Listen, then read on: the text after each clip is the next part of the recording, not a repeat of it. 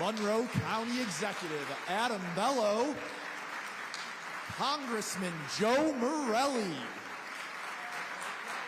City of Rochester Mayor Malik Evans, and now, please stand and join me in giving a warm Rochester welcome to the 57th Governor of the great state of New York, Governor Kathy Hochul.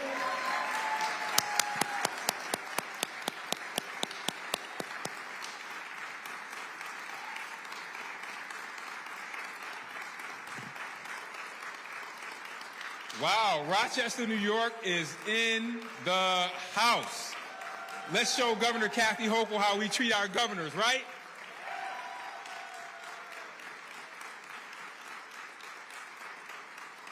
I told the governor I know I got to be brief because I know we got to get back because she's got to get to Albany and get it done. She's in the fourth quarter. I know she's a big Bills fan. And we're on the 1-inch yard line, and it's time to push it through. And I know that the governor will do that today. I'm honored to kick off today's event and welcome Governor Kathy Hochul to Rochester to talk about the affordability agenda in her budget proposal. I also want to thank Julia Tedesco for hosting us here and recognize our Congressman Joe Morelli, County Executive Adam Bello, and Jeremy Cooney, who you will hear from in a second. A budget is more than a spending plan. It's a statement of priorities. And when it comes to Governor Hochul's fiscal 2025-26 executive budget proposal, it is even more than that. It is a statement of values. And this budget serves as an unequivocal statement that the governor's highest priority and number one value is the people of New York State and making sure they not only have the means to survive, but actually thrive.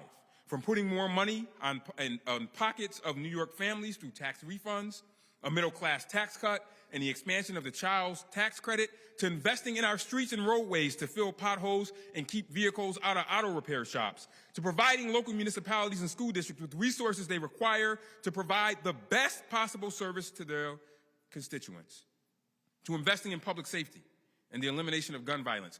Governor Hochul, her budget reflects the shared priorities and our shared values of a chief executive who truly understands that financial challenges of residents and businesses owners of New York State. She is putting those folks first. She always has, and this budget continues to do that. And lastly, this budget, it does more than recognize their challenges. It recognizes their hopes and dreams to rise above their challenges and make their lives better for themselves and their children. This is a budget that was drafted by someone who knows what it's like to clip coupons and make difficult choices to set aside savings for emergencies and a better future for their family. This is a budget that reminds us all why we can be proud to call ourselves New Yorkers. Because it reminds us that New York's governor, Kathy Hochul, fully understands that the role of government is to serve the people whose hard-earned money provides the revenue to create this budget, and not the other way around. So I know Governor Hochul is a huge fan of the Buffalo Bills. So it shouldn't surprise you. It shouldn't surprise any of us that her leadership of New York State right now, especially the leadership that is reflected in the priorities and values outlined in this year's budget proposal, reminds me, especially when you look at what's going on in the world and our country, of the Marv Levy's famous quote, "Where else would you rather be right now?" And I can tell you where I'd rather be right now, in New York State with a governor like Kathy Hochul. Ladies and gentlemen, our governor, Kathy Hochul.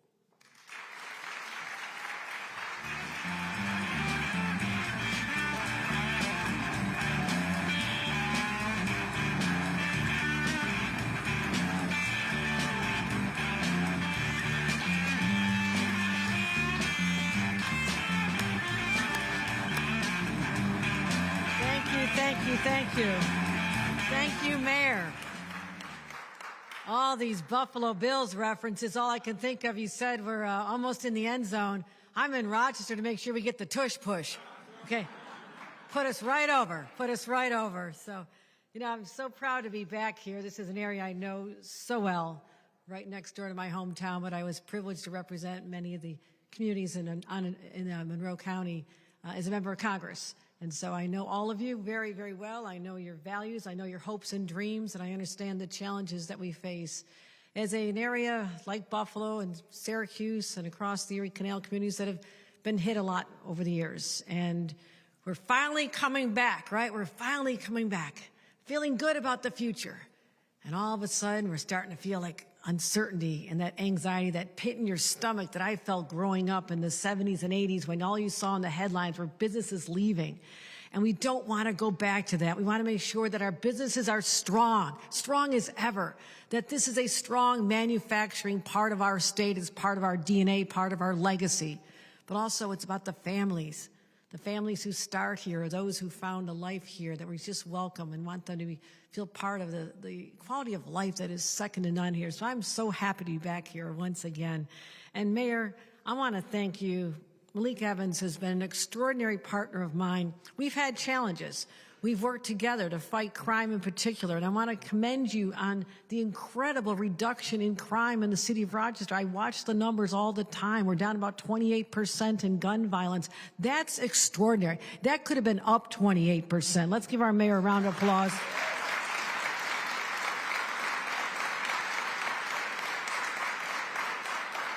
And I've known our Congressman Joe Morelli for so many years, since he served back in our state legislature. Joe, which is better? Where'd you have more fun? But what a voice at a time when we need common sense upstate people just say, no, that's wrong. Our people are going to be hurt by those policies, and be that loud voice of reason. And I thank him for being a friend of mine, but also a friend of this community. I want to thank our Congressman Joe Morelli. Senator Jeremy Cuny, using the influence as chair of the Transportation Committee to make sure the money shows up here, and I'm his partner in doing that, and making sure that our budget reflected the priorities we have in upstate, because we need more money for highways and roads and bridges. And we know what it's like to grow up in areas and live in areas that road salt and all the effects of the brutal winters we experience are something they don't deal with in the rest of the country always, but we do, and we need the money year after year after year, and I want to thank you for being such a great champion. Our Senator Adam Bell, I'm a former county official myself, and what you have done, and also in embracing our effort to eradicate poverty in this region. You have many other issues to work on, I know, but this is a passion of yours. And I'm so glad we could deliver the $25 million under your watch, because I know it's going to be spent in ways that are impactful, effective, and necessary. Let's give a round of applause. We also, former county clerk, Jamie Romeo. So glad you could join us. Is Jamie here? No? All right. Jamie's doing all those important county clerk jobs. I know what they are. I used to spend a lot of time in the DMVs. You know, it's fun to always used to grade the kids' permit test. And I'd say, let's see, are you going to pass or not? And say, is your room clean? You listen to your parents? Your parents say you're a good kid? So I used to love messing around with the kids when they were waiting for that, you know, that anxiety of finding out. But I love spending time in the DMVs, unlike most people. And Bob Duffy still left a legacy of great accomplishment in his lifetime of public service. You know, this city has benefited from his wisdom and his steady hand as a commissioner of police and as the mayor, and then also as a lieutenant governor. And I thank him for being a staunch friend of mine and a real advocate for the businesses of this community. So Bob Duffy, thank you for all you're doing. Julia Tedesco, I'll be introducing you in a little bit, but this place is extraordinary. I mean, this place just gives us hope. We walk into this and see the expansion, number one. The parking lot's a mess, but that's a good sign. But also all the people here, all the volunteers, all of you are committed to lifting up hundreds of thousands of people who rely on this every single year, now more than ever. So to you and to Matt, I remember we got the tour here back. I think it was, you said we were here February of 2020. Yeah, those were the good old days, right before March of 2020, when everything fell apart and you became more essential than ever. So to everyone at let's give Food Link an amazing round of applause. Mitch Gruber, also the Chief Impact Officer. So we have been working around the clock. I need to just take a little break and come to Rochester, but we're gathering again this afternoon. We wanted to make sure that our budget, as you heard from the mayor, delivers real relief for New Yorkers. And I'm so grateful for the collaboration and the countless hours and meals we've spent together, our two leaders, Leader of the Senate, Andrea Stewart-Cousins, and Leader of the Assembly, Speaker Carl Heastie. I mean, these are strong leaders, strong partners who are working with me to get this over the finish line. And we are truly in the home stretch. We really are close. And yeah, we're a little late. But as I go into stores and diners and talk to people, it's like, would you rather have an on-time budget that doesn't give you everything I'm looking for? Or would you rather have us wait a little bit and deliver exactly what I said I would do for you? And I think the answer is clear. Are you with me on this?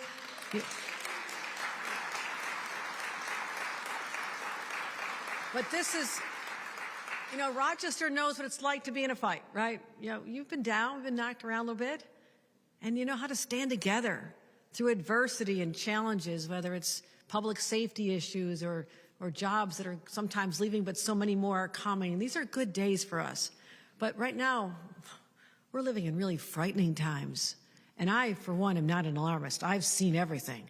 So when I say these are frightening times, I know what I'm talking about because there's such turmoil in Washington right now.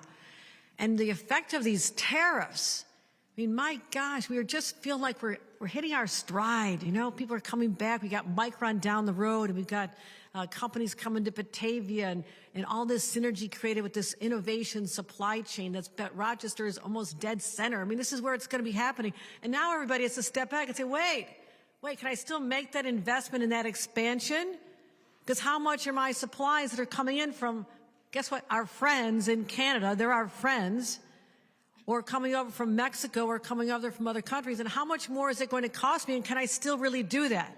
All I know is that expansion means more jobs.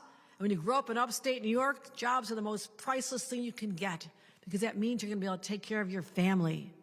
And maybe you're going to need help here in the beginning, but maybe you won't. Maybe someday you'll come back as a volunteer at FoodLink.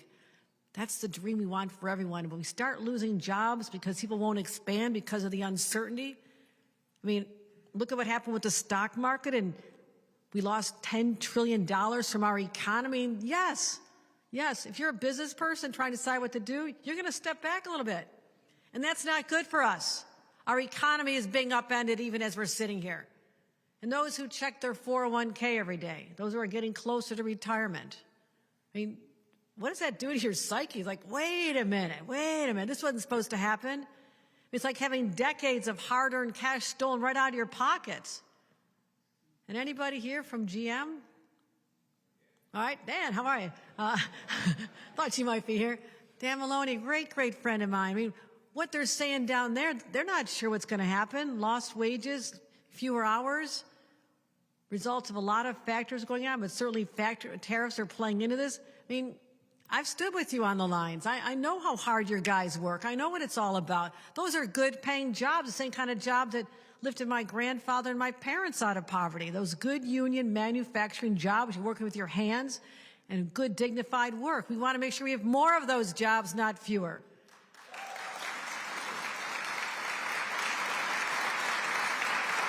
Now, and I think about middle-class New Yorkers who are really the backbone of our economy.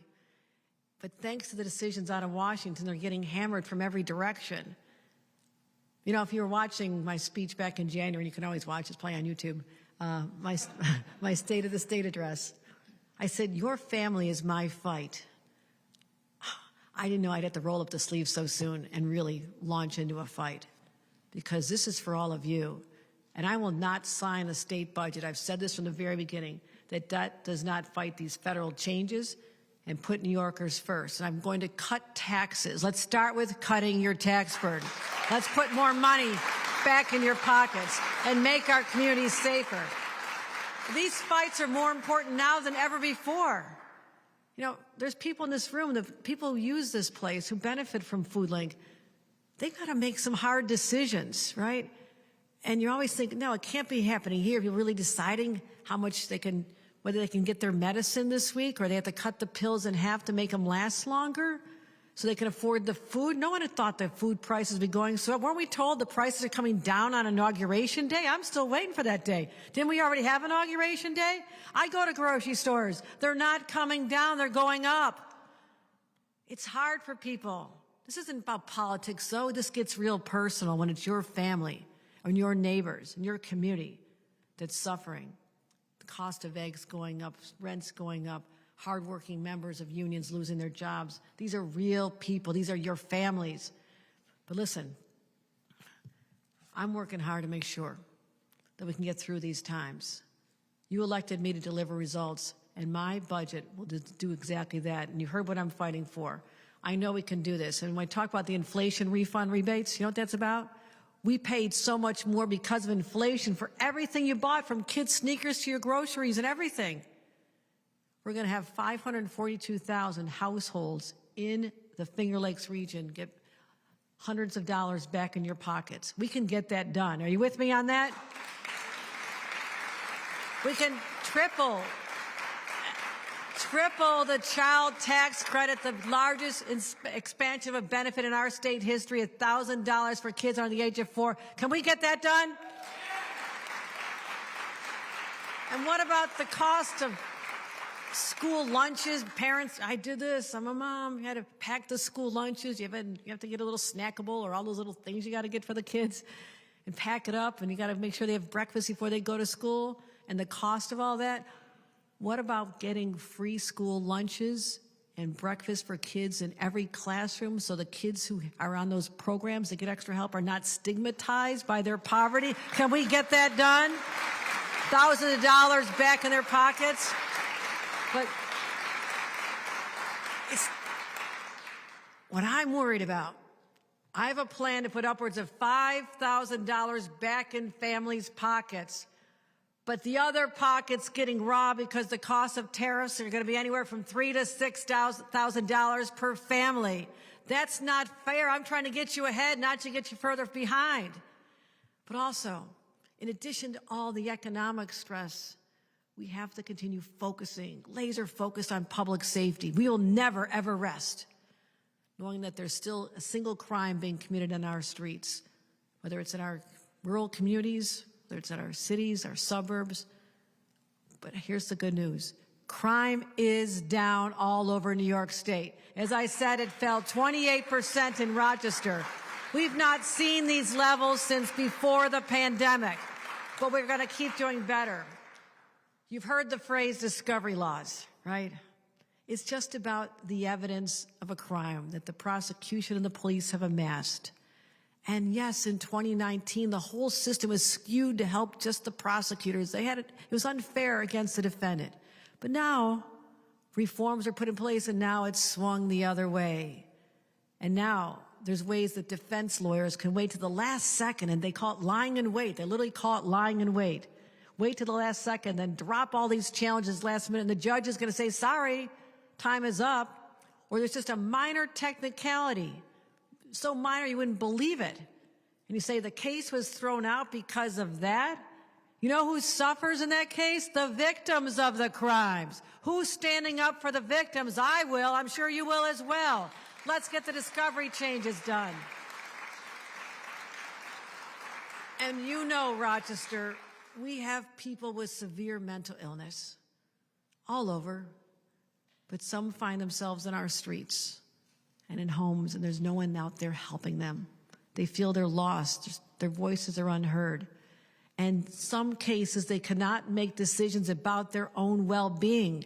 They don't have the mental capacity to come in from out of the cold or get a warm bed at night, even if it's available, or to take care of their bodily needs. There are people who are suffering that much. And I don't think it's compassionate for us as a society to let them just languish and say, well, that's your right to do that. They don't know any better in some cases because they have a mental health problem.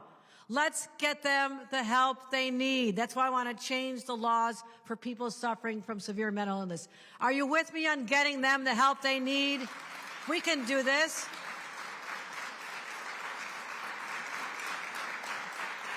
Now, as I said, I'm not backing down. I love a good fight.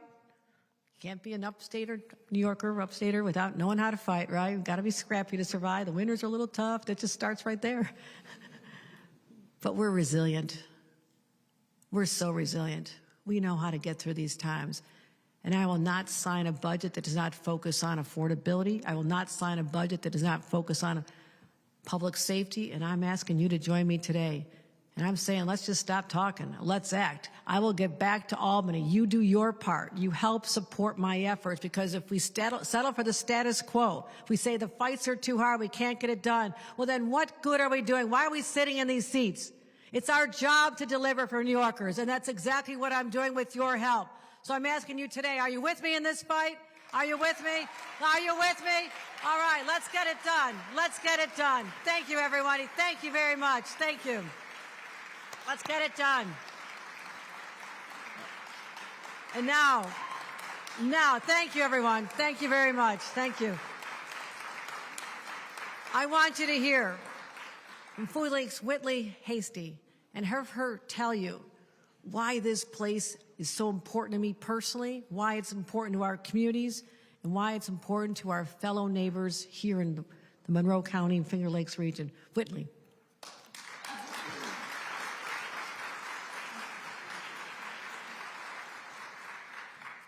Thank you. Thank you, everyone. Thank you, Governor. My name is Whitley Hasty, and I'm proud to be standing up here today with Governor Hochul and our local leadership. I am Food Link's Benefits Navigation Manager, and I lead a team that is responsible for meeting our neighbors where they are by helping them apply for safety net programs that will help them make ends meet. And in particular, I assist with applying for SNAP and WIC benefits to put food on their table every day. And this is really meaningful work for me, especially as someone who has used those nutrition benefit programs in the past. I was a WIC baby. My son just turned 5. It was just really crucial in my life. And I know how difficult it is for young moms, young parents trying to raise and nourish their families, especially now at a time when 2.4 million New Yorkers are food insecure, and this is a growing crisis in every rural, suburban, and urban zip codes across the state. So my work at Food Link not only connects those people to benefits, but it also provides referrals to other services that we can provide, like the curbside market, providing more access to fresh food, double up food bucks, stretching the food dollar, and helping farmers as well. And on the only New York State certified cook apprenticeship program, our Food Link's Career Fellowship. I come to work every day, and I know that we at Food Link are fighting to build healthier communities. But you can't do this work every day without understanding the struggles and the feelings and feeling the challenges of today. I have 2 young children, 9 and 5, and I feel the pinch of inflation. My monthly expenses are up, just like everyone else's: rent, utilities, food and transportation. And families like mine need more money back in our pockets to meet our basic needs. The families that me and my team helped to sign up for benefits also need more money back in their pockets. And that's why I'm so grateful that the New York State budget is going to provide direct support for moms like myself in the form of the expanded child tax credit and universal school meals. Policies and programs like these will definitely help my family and all of the families that Food Link serves on a regular basis. And thanks, Governor Hochul and the New York State Legislature for getting it done.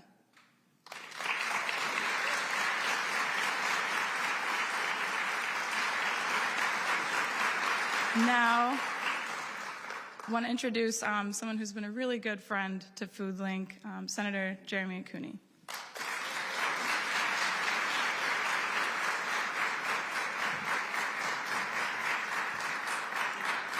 Thank you, Whitley. Let's give her a big round of applause. Her and her entire team at Food Link, doing the work for us day in and day out. We're grateful for your work and your entire team, and Julia and Mitch and the entire team here at Food Link. I want to talk about leadership. Governor's right. It is time to get this done and to deliver big for Rochester, for Monroe County, for the Finger Lakes region, of course, for all New Yorkers. But when we talk about leadership, especially in this day and era, we know that some politicians choose to lead by fear. Trade wars, undermining our courts and our fair elections process, stirring up conflict among diverse people, Sound familiar? But the better leader, the leader that New York deserves, sets a positive vision and brings people together to make sure that we are delivering on the promises by those who count on us to get the work done. My friends, that's Governor Kathy Hochul. I see it firsthand every day in Albany. She's smart, she's persistent, and she's hardworking. I was there when the governor gave her State of the State address, and she means what she says. These are not just talking points. These are what New Yorkers need and deserve from their leaders. And affordability isn't just a buzz term. It's a critical need that so many people here in Monroe County need. 50% of our children live below the federal poverty line. This is not a new talking point for any of us in this room. We know that. We're ashamed of it. But we can do something about it. We can pass this budget. We can reinvest in families. We can make people believe that government is there to do good again. And so I'm so proud to work with our governor, to work with the Democratic majority in the state Senate, my colleagues and our local delegation, to work together on a good budget, a budget that this governor set out to bring us together to do. So we're going to get back in our cars, we're going to head back to Albany, and we're going to get this budget done with your help. And I'm just so grateful for all of you here in pushing us to do the right thing for Rochester, Monroe County, and all New York. Thank you.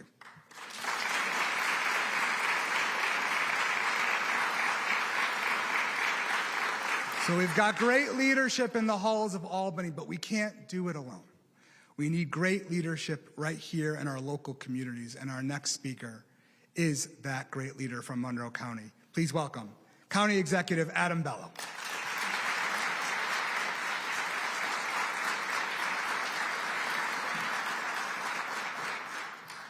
Good morning.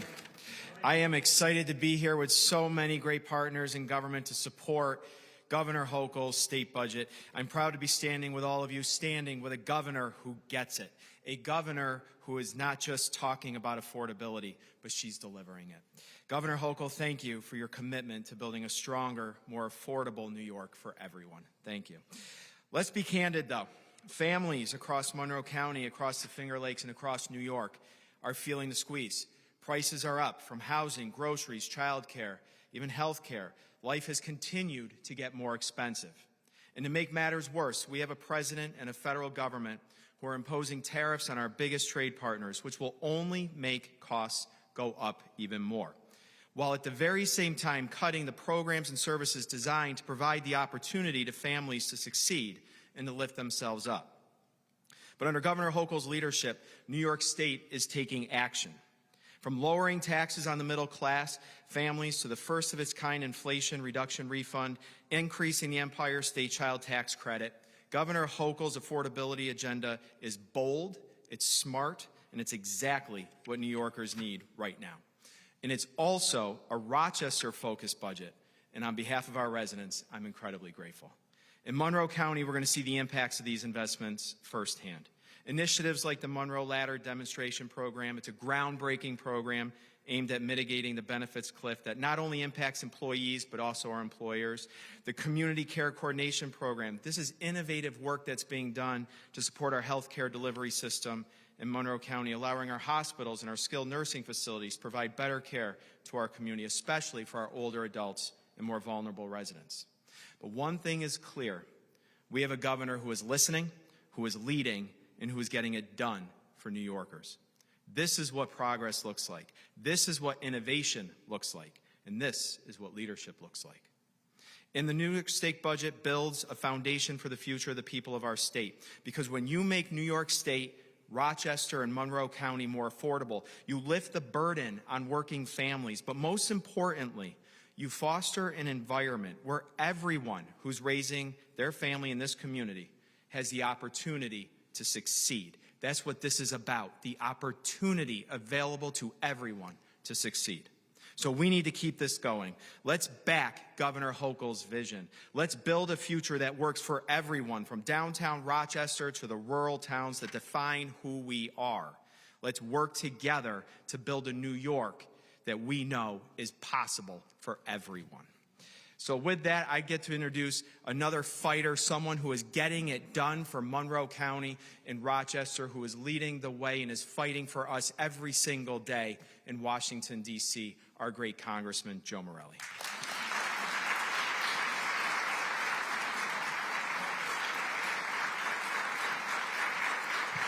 Good morning.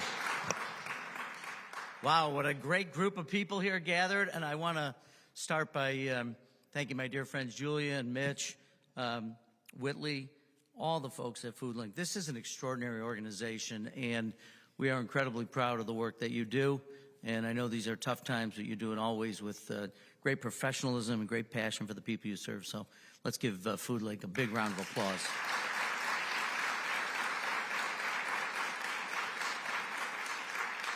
I am always grateful to my dear friend Kathy Hochul for her incredible leadership and for being in Rochester and caring deeply about the entire state, but certainly for the families of upstate and our region.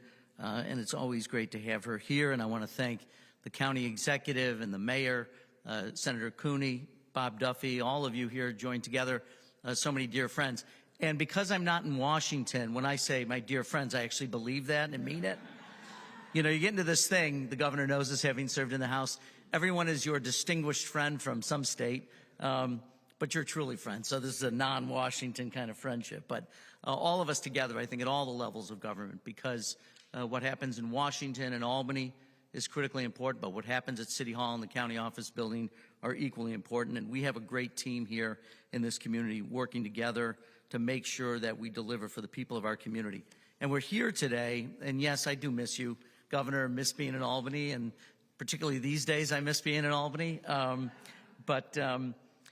You know, such a contrast between what's going on in Washington and what's going on in Albany. I don't think you could draw a bigger contrast. That I remember talking to the governor, I think it was back in December, and you were putting the final touches on the state address and the state budget. And you said, and remember this very clearly in our conversation, I want to continue to fight for the people of New York. I want to fight for the families of New York. And so what a contrast. One leader in Washington is fighting for his family and his friends alone, and the governor of New York who's fighting for your families all across the state. 19 million Americans, and every single family is who she's fighting for. And I can't imagine it being in better hands than in Governor Hochul's hands. So thank you for everything you're doing. And it's interesting, I hate to say that I do this a lot. I just showed the governor. But on my phone, I check things like the markets every day. Dow Jones is down 1,000 points just this morning. It's trillions of dollars that are lost. Now, you know, years ago, decades ago, maybe only a handful of people checked the stock markets because you might have had investments, but it didn't touch the average American the way it does now. But you have your 401ks, your pensions, everything tied to this, and this strange economic theory, which no one seems to understand, that you're going to tax Americans, and it's not because it's any grand economic theory, it's because it's your personal grievance. Think about that. That's a way to run an economy or a way to run a government, and you contrast that again with what the governor is doing. She's putting your families first. $5,000, up to $5,000 back in the pockets of New Yorkers, people who have been hit by inflation because of COVID, who've now been hit because of all the things that are going on in Washington in an administration that doesn't seem to have any theory of what it's doing. Those $5,000, sadly, will be making up for the loss they're feeling. But she's fighting for it every single day. And look, I was a member of the state legislature. Senator Cooney's a member of the state legislature. We're not always the easiest group to get along with. And there's, you know, a few hundred of us, and everybody has a different opinion. Being able to lead and to make sure that you have a North Star is what this is about. And Kathy Hochul has a North Star, and that North Star is knowing that there's a struggle every day for families as they're sitting around their kitchen tables trying to figure out, how do we pay for daycare? How do we put groceries on the table? How do we put clothes on our kids' back? And she knows that struggle as being a mom, packing lunches. By the way, dads pack lunches too. I packed a few in my time. Yes, you can give it up for dads. I don't know if my son Joseph's here. He could tell you what kind of lunches I pack, but these are the kinds of things where you really, for all the grand things in the world that we talk about, it's the day-to-day stuff. It's the hard part of living and getting through it, and that's what the governor is so committed to doing. And she has not varied from this a single day that I've known her, whether it was her running as when she was the county clerk in Erie County or when she was representing us in the House of Representatives, but certainly as governor of New York, every day thinking about what your families are going through. What a contrast to what we see. And making sure our communities are safer every single day. And I see our friends from the Sheriff's Department who do such a great job, and the people in law enforcement in this community who deserve a big round of applause.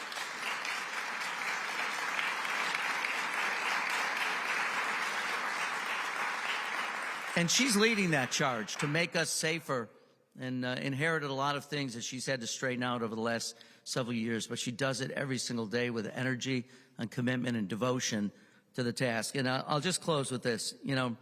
For those of us who are Roman Catholics, we lost the leader of our church this morning, but someone who, in my mind, exemplified what leadership is about, a leader servant, someone who puts themselves first, someone who's not thinking about millionaire and billionaire friends, but thinking about people every day who face enormous struggles, whatever their struggles are.